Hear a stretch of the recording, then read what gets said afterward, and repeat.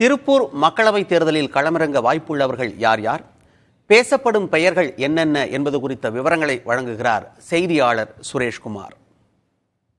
திருப்பூர் நாடாளுமன்ற தொகுதி திருப்பூர் மாவட்டத்தில் திருப்பூர் வடக்கு, திருப்பூர் தெற்கு என்ற 2 சட்டமன்ற தொகுதிகளையும், ஈரோடு மாவட்டத்தை பொறுத்தளவில் பவானி, அந்தியூர், கோபிச்செட்டிப்பாளையம், பெருந்துறை ஆகிய 4 சட்டமன்ற தொகுதிகள் என மொத்தம் 6 சட்டமன்ற தொகுதிகளை உள்ளடக்கிய நாடாளுமன்ற தொகுதியாக திருப்பூர் நாடாளுமன்ற தொகுதி இருக்கிறது. இந்த நாடாளுமன்ற தொகுதியில் கடந்த தேர்தலில் திமுக கூட்டணியில் அங்கம் வகித்த இந்திய கம்யூனிஸ்ட் கட்சியின் சுப்பராயன் வெற்றி கண்டார். மீண்டும் அக்கூட்டணி சார்பில் இந்திய கம்யூனிஸ்ட் கட்சிக்கு இந்த தொகுதி வழங்கப்படும் பட்சத்தில் சுப்பராயனை மீண்டும் போட்டியிடுவார் என கட்சியினர் தெரிவிக்கிறாங்க. அதே போல திமுக வசம் இந்த தொகுதி வரும் பட்சத்தில் திமுகவுடைய சுற்றுச்சூழல் அணியைச் சேர்ந்த கார்த்திகை சிவசேனாதிபதி போட்டியிடுவார் என எதிர்பார்க்கப்படுகிறது.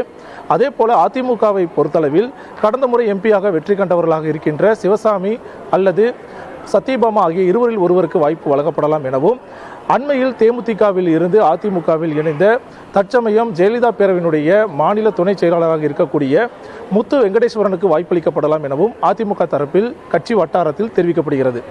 பாரதிய ஜனதா கட்சியை பொறுத்தளவில் கோவைக்கு அடுத்தபடியாக திருப்பூர் தொகுதியை அவர்கள் தங்களுக்கான ஆதரவான தொகுதியாக கருதுகிறார்கள். அதன் அடிப்படையில் அக்கட்சியை சேர்ந்த மாவட்ட பொதுச் செயலாளர் இருக்கக்கூடிய காடேஸ்வரா தங்கராஜ் அல்லது மாநில துணைத் தலைவராக இருக்கக்கூடிய கனக சபாபதி அல்லது மாநில செயலாளர் இருக்கக்கூடிய மலர்கொடி ஆகிய மூவரில் ஒருவருக்கு இந்த தொகுதியில் பாரதிய ஜனதா கட்சி சார்பில் போட்டியிட வாய்ப்பு வழங்கப்படலாம் என எதிர்பார்க்கப்படுகிறது.